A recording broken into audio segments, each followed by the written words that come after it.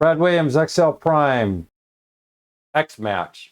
Searches for a specified item in an array or range of cells and then returns the item's relative position. So here we have a list of names and they're repeated. And then the dates are just, they're not important. And then we have cells. What are we trying to do? We're just trying to find Bob. And the way XMATCH works is, look, if we find Bob, we're just going to give you the row number. Sort of like a match function. Here we're using XMATCH. Very simple. We have a lookup value. We have a lookup array. And then we have a match mode and a search mode. I'm not going to spend a lot of time on this. We'll just go right into the formula. In the formula bar, we have a lookup value, which is going to be Bob. Where?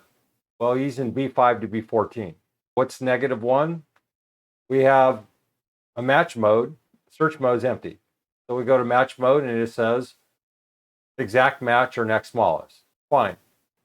If we count down 1, 2, 3, well, there's Bob. Where's Mike? Well, first Mike is number 2 and Steve is 1. That's XMATCH. How about cells? We can use index match, do exactly the same thing. In terms of cells, we can use a whole bunch of different tools. We can use index and XMATCH. We used to just use match. We can still use match. All we're doing is we know it's row 3.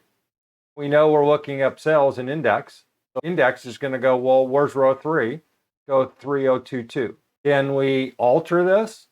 Well, let's look. We know -1 in the match mode is exact or smallest. What if we throw in another bit of criteria? What if we throw in -1? We have 0, which is an exact match in the match mode. We can change this to 1. It changed from 3022 to 3902. The first mode, we went from the bottom up, and the second, we went from the top down.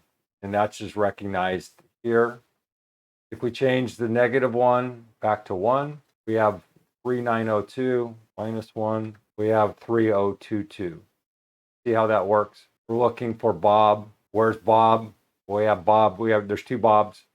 We have 3022, and then we have 3902, depending on the search mode.